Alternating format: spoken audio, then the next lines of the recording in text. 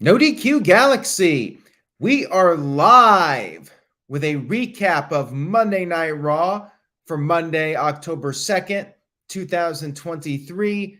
We are in my favorite month now, October. Let's get right into this recap of Monday Night Raw with another pay-per-view, another premium live event this coming Saturday. We have WWE Fastlane. All right, we opened up Raw with a unique start. Nia Jax and Shayna Baszler were brawling. They were supposed to have a match, but they were just fighting. They could not wait to get to the ring. Referees came down, and then Raquel showed up, her first appearance in a couple of weeks. She came in the ring, but accidentally kicked Shayna Baszler. She was going for Nia Jax. Then Rhea Ripley appeared, making her first appearance since being attacked by Nia Jax. Basically, all of Nia Jax's enemies were there in the ring with her. You had officials out there. It was just chaos. Rhea Ripley then got on the mic, said that there was something else she needed to handle, and she called out the Judgment Day. Judgment Day arrived.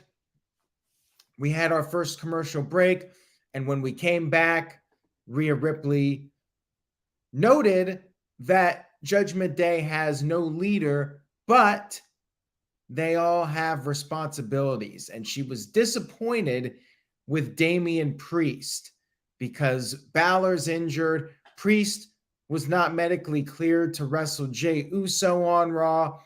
And on top of all that, Dominic lost the North American Championship, and Priest was not there to make sure that Dominic retained. Priest said he still has his briefcase. He still has the tag team titles. Dominic doesn't have his title. Rhea then confirmed that Dominic will get his rematch against Trick Williams Tuesday night on NXT. But Rhea said that if Dominic doesn't come home with the championship, he should not bother coming home at all. The plot thickens here. Rhea Ripley is back, and she's here to get Judgment Day back on track. And more on the North American title in just a few moments. We had Jey Uso coming down to the ring to interrupt this Judgment Day segment. He said that everybody missed Rhea Ripley because she's the new tribal chief on Raw with bigger balls than Roman Reigns ever had. Dominic had to stop Damian Priest. Priest wanted to fight, but Priest was not cleared. Dominic was getting booed out of the building as usual, and he said he'll take care of Jey. The crowd was chanting, "Whoop his ass." They wanted to see Dominic get his ass kicked. Dominic was super kicked by Jey, and then JD McDonough attacked Jey. Jey was outnumbered, but then Cody Rhodes ran down to make the save. And then Adam Pearce confirmed that the tag team titles will be on the line at Fastlane. Cody Rhodes and Jey Uso will challenge for the titles. Pretty good segment here. Rhea Ripley, I would say, was the star of this segment. Jey Uso got a huge ovation, though. Should be a fun match this coming Saturday.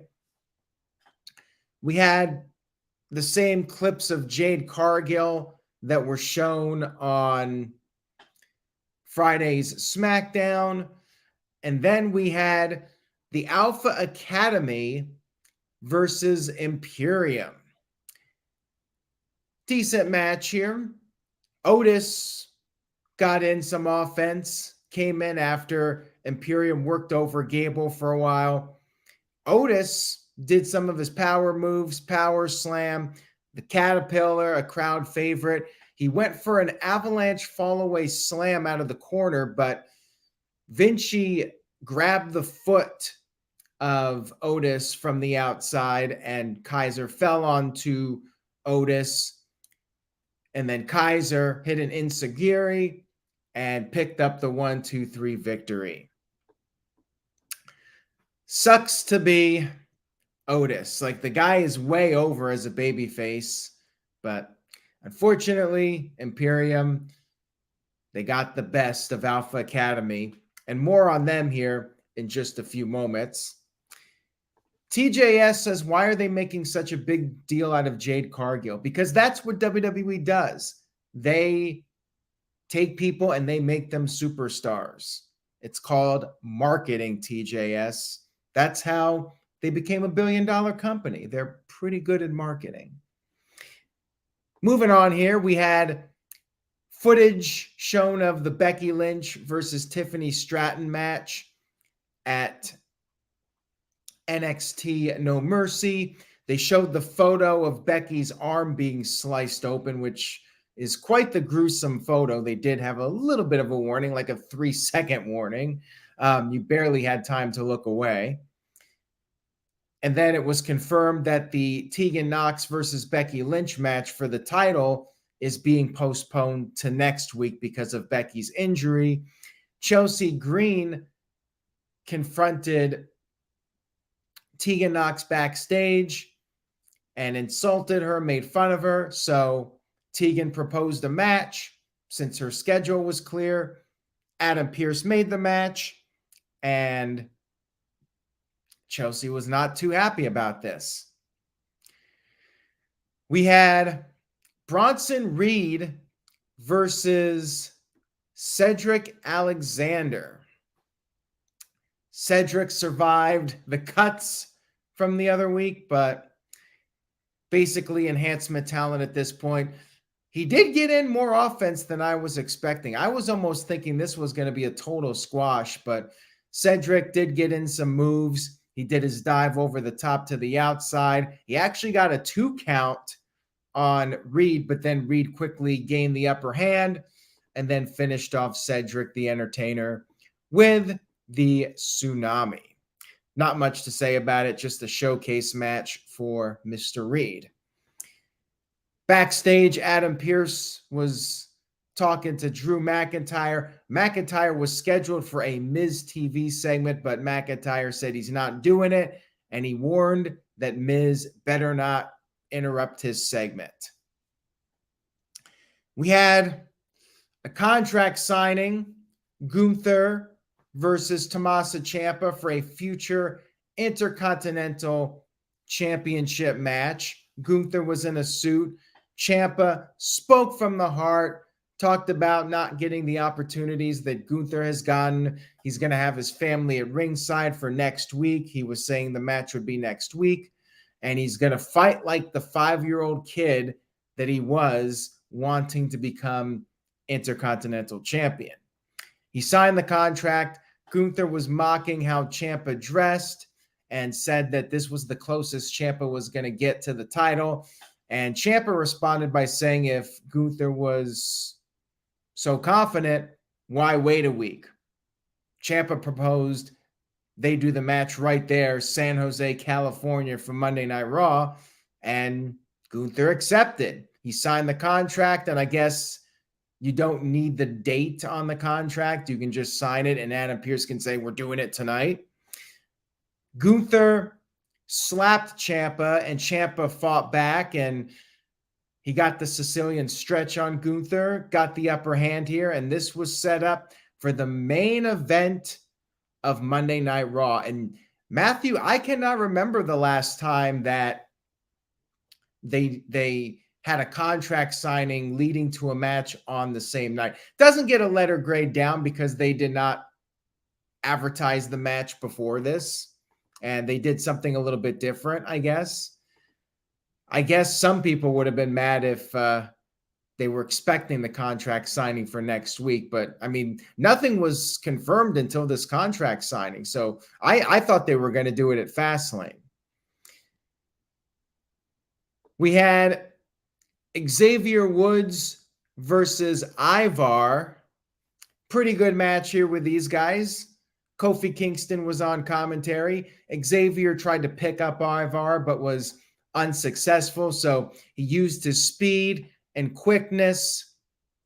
He sent Ivar to the outside, but was caught. He got thrown into the ring apron, and then Ivar charged at him. Xavier was able to move away, avoid being squashed like a grape, and Xavier jumped off the barricade. And after the break, Xavier was able to lift up Ivar, slammed him, got a big pop, but could not put away Ivar. Ivar went for a big splash, but Xavier managed to get out of the way. And then Xavier pulled off what some might consider to be an upset victory with the backwoods. Seems to get him a lot of wins, and he did beat Ivar with it. Afterwards, Kofi Kingston came in because Ivar attacked Xavier, and Ivar got his heat back by beating up both guys. He ended up power bombing Kofi onto Xavier and then came off the top with a moonsault onto both guys, which got holy shit chants from the fans, and the censors were trying to cover it up, even though we knew what the fans were chanting. So it's stupid, but they technically have to do it. They have to do their job and try to censor the chants. Didn't do a very good job, though. It's just annoying, you know, with the sound being bleeped. We had a video package for Shinsuke Nakamura challenging Seth Rollins in a last man standing match this coming Saturday at the pay-per-view. Seth Rollins came to the ring for a promo with Michael Cole, and Cole was questioning if Seth Rollins, instead of being the puppeteer, has now become the puppet. Apparently, people are saying on Twitter that this was a reference to a CM Punk promo from Ring of Honor, like in 2000 something. I don't remember. I don't recall that, but a lot of people think that this is a very subtle clue that CM Punk is coming back at some point. Again, I'll believe it when I see it. Then again, wasn't expecting Edge to actually show up in AEW when he did. So anything's possible, guys. It's wrestling. You never know. Could be nothing. Could be something. You had Cole voicing his concern, talking about how Rollins' back is hanging on by a thread. It's career-ending. Why is Rollins doing this match? Rollins said that Cole should know. Cole should understand. Cole's been in WWE for 26 years, only missed 2 shows. Crowd gave Cole an ovation for that.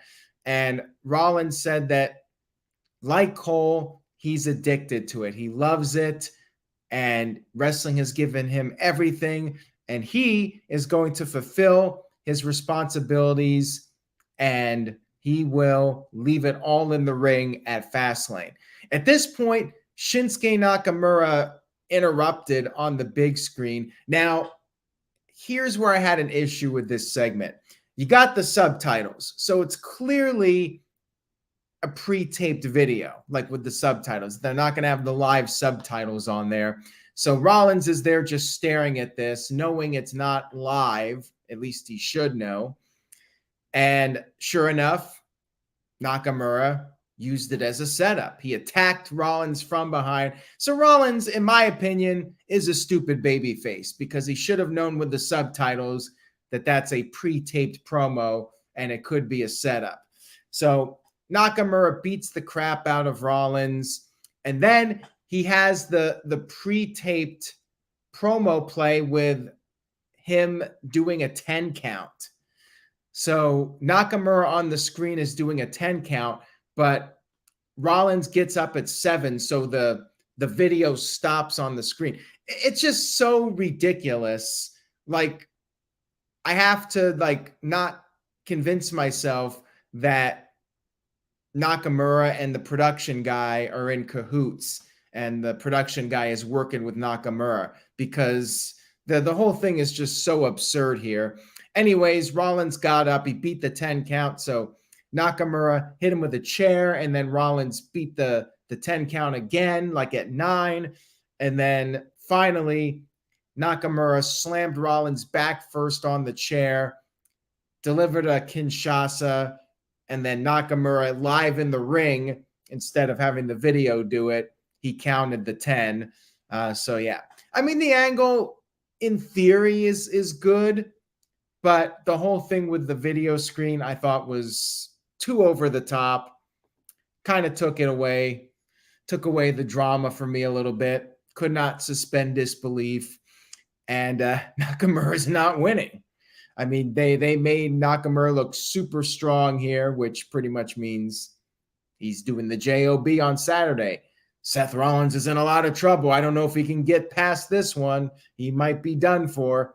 But you know, that's what they got to do to build up the heat for the match. But yeah, I say it's highly unlikely Nakamura wins. But stay tuned. We'll be doing predictions Thursday night at 8 p.m. Eastern, 5 p.m. Pacific here on the NoDQ YouTube channel.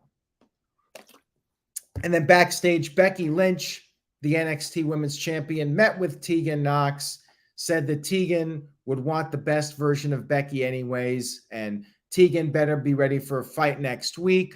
And then Natalya confronted Tegan, said that she thinks they got off on the wrong foot, has respect for Tegan, and that led to Chelsea Green versus Tegan Nox. Piper Niven, one half of the tag champs, was in Chelsea's corner, and Piper was trying to interfere, and that's when Natalya came down, even the odds, and Tegan was able to beat Chelsea with the shiniest wizard. No surprise here whatsoever. I mean, Chelsea's basically, even though she's half of the tag team champions, she's rarely winning any matches. And they are starting to push Tegan a little bit. I don't know where this thing with Natalya is going. We'll see if that ends up being some kind of a screw job or if they're going to be a babyface tag team. I mean, the tag division could definitely use some help. That's for sure. We had a Jey Uso backstage promo, and basically he said him and Cody Rhodes, despite their issues in the past, they're good now. They're going to win the tag titles, yada, yada, yada. And then we had Drew McIntyre come to the ring, and he mocked Cody. He's like, San Jose, what should we talk about? He said he doesn't have to explain himself to the locker room, but he owes it to his fans to explain why he's been acting different as of late. He said the truth is he's going to stop being the savior. It caused him to show up at less than 100%. Those days are over. He said that Cody Rhodes forgiving Jey Uso is a sign of weakness, not strength. At this point, Miz interrupted because he cannot help himself, and Miz said he doesn't forgive McIntyre for attacking him last week and canceling Miz TV this week. McIntyre said, shut up, Miz, again, told Miz to leave, but Miz would not leave. Crowd was chanting, shut up, Miz. Miz said McIntyre needs to embrace who he really is. And McIntyre responded by saying he's not the bad guy. He challenged Miz to a fight. He said he earns his opportunities. Miz said he's not doing it. He's not dressed to compete. And Miz started to leave, but then ran back in the ring for a sneak attack. That just made McIntyre angry. Referees came in. Miz escaped the ring. And then after the commercial break, we had the match, impromptu match. Miz was still in his suit. Miz was running away. He got caught. But then Miz ended up sending McIntyre into the ring post, and Miz did get in some offense on McIntyre. He then exposed the turnbuckle cover, but then McIntyre hit the Glasgow kiss, and instead of his Claymore, he went for his sword, Angela, which is still a thing. Referee, of course, took it away because attempted murder will not be tolerated in a WWE match. And as the referee took away the sword, McIntyre decided to give Miz a taste of his own medicine. And he bashed Miz's head into the exposed turnbuckle and then scored the victory with the Future Shock DDT. After the match was over, McIntyre got on the mic and sarcastically said he was sorry. So that means he's automatically forgiven. Obviously not full-blown heel yet, but they're going in that direction, and I'm definitely enjoying it. You know, I like the slow, gradual change into the heel character here, where he's just slowly descending into darkness. We had Trick Williams, the new North American champion, backstage, and he introduced himself to the fans on Raw. But then Judgment Day showed up, and Rhea Ripley made it clear that Dominic will not be coming alone to NXT. Makes me think that we are going to get a title change. Maybe something with Carmelo. Carmelo's going to somehow, whether intentional or accidental, screw Trick Williams out of the title. That's what I'm thinking at this point. We had Cody Rhodes interviewed by the stage, and he didn't have too much to say.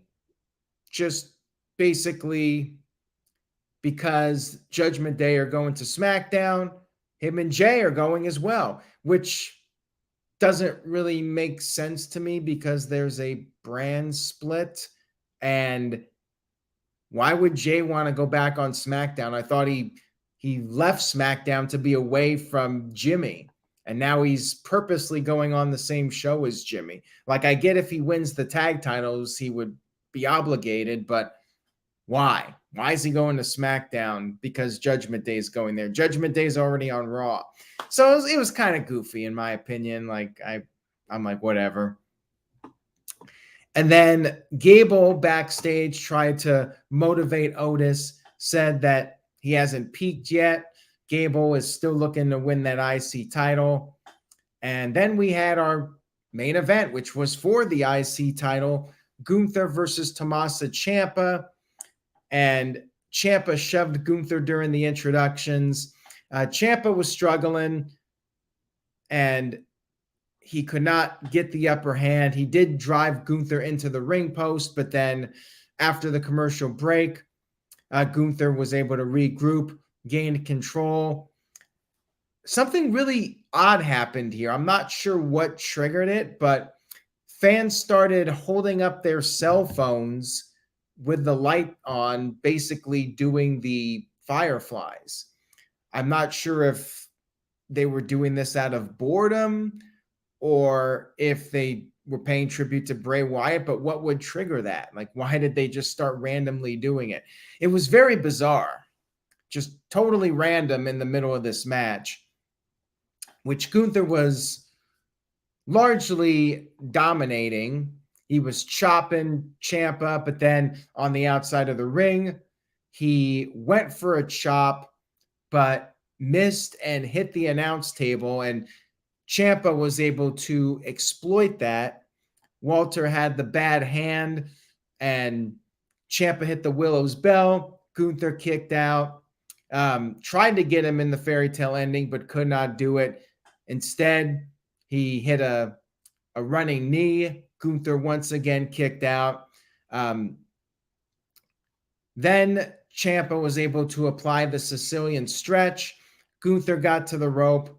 Ciampa was trying to do everything possible, but could not put away Gunther. And then Gunther ended up power bombing Ciampa twice and then finished him off with the sleeper hold. Ciampa passed out. Gunther's still your Intercontinental Champion. Very good match here. I don't think quite as good as the Gable match, but pretty solid. And then after the match, Imperium continued the attack. Gunther left, so it was just Vinci and Kaiser beating down Ciampa. cue the return finally of Johnny Gargano after all this time. Johnny Gargano ran down to help Ciampa. We finally have the DIY reunion. And yeah, looks like we'll see Imperium versus DIY at some point. They abruptly went off the air. So yeah, they were running late on time here. Gargano came out like right at 11 o'clock, and then they had to end the show. Like, they could have set up something for Fastlane. I mean, that would be a nice little last minute addition.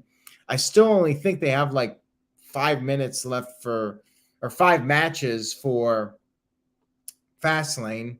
I don't even think they have 6, which I'm not complaining. I don't mind the shorter shows, but you could add one more potentially. So Raw overall was decent. I mean, I was not as impressed as I was with last week's show. I did like the opening. It was a little bit different than your standard promo segment, although it led into a promo segment that was long. Wrestling was good, although I think not quite at the level of last week. Main event was very good, but I did think the Gable match was a little bit stronger. Plus, I would have rather have seen this on the pay-per-view. But all in all, not bad. Decent build-up for Fastlane, like not blowing me away or anything, but fairly good. So I'm going with a B- for this show. Pretty good Raw. Not my favorite, but definitely watchable. Walter Cruz sent in a very generous $20 super chat. Thank you for that, Walter. I appreciate it. He says, cheap plug, starting October 21st for the I can't even pronounce his name, Oliveira versus Islam fight. The text is really small, and I don't know these people. I will go live with watch-alongs for UFC pay-per-views, but will stop at the main event to not interfere with open mic night. Thankfully for you, I know what OMN stands for. Guys, don't give me acronyms in the super chats because I might not know what it stands for, and then I'll embarrass myself. But I did know that was open mic night. He says, I will go live on Sunday mornings to review the main event. So yeah, if you guys want to check that out, go over to Walter's channel, Rage of Wrestling. He's going to be talking about UFC. If that's your thing, check that out. Support Walter. And much love and appreciation to Walter. He'll be with us for predictions Thursday night right here on the NoDQ YouTube channel. And that's it. Thank you all so much for tuning in tonight. I very much appreciate the viewership and support. If you enjoyed this video, please share a link on social media, Facebook, Twitter, X, whatever, Threads, any site you're on. Spread the word, tell a friend. Stay tuned to NoDQ.com. And remember, say yes to NoDQ.com. And I will see you all next time.